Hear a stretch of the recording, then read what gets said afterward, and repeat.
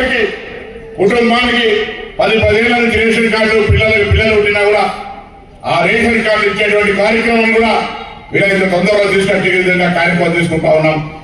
దాంతో పాటుగా ఇలా కుల సర్వే జరుగుతోంది.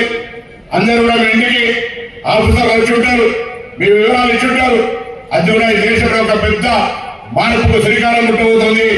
దేశానికి తెలంగాణ మార్గదర్శకత్వం కాబోతా ఉంది. ఇవాళ ఈ ప్రభుత్వం రేవంత్ రెడ్డి గారి నాయకత్వంలో ఎవరైతే వారికంతా వాటా రాహుల్ గాంధీ గారు చెప్పినట్టుగా సర్వే కార్యక్రమం జరుగుతూ ఉంది. ఇప్పటికైనా ఎవరైనా సర్వే చేసే అధికారులు ఇంటికి రాకపోతే దయచేసి సంబంధిత అధికారికి చెప్పి పిలుచుకొని వివరాలు ఇవ్వండి. రాబోయే కాలంలో ఇప్పుడున్న పథకాలతో పాటుగా కొత్త పథకాలు మీకు వచ్చే విధంగా అవకాశం ఉంటుందని వారి సందర్భంగా మనం చెప్తా ఉన్నా. ఈ విధంగా అనేక పెండింగ్ లో ఇరిగేషన్ ప్రాజెక్టులు కావచ్చు, ఇతర అన్ని కార్యక్రమాలు జరుగుతున్నాయి.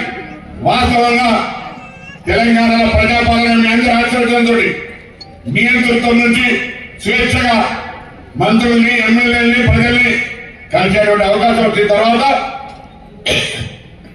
శాసనసభకు చూస్తే ఆర్థికంగా బడ్జెట్ పెట్టాలని చూసిన సందర్భంలో గల్లా ఖాళీ.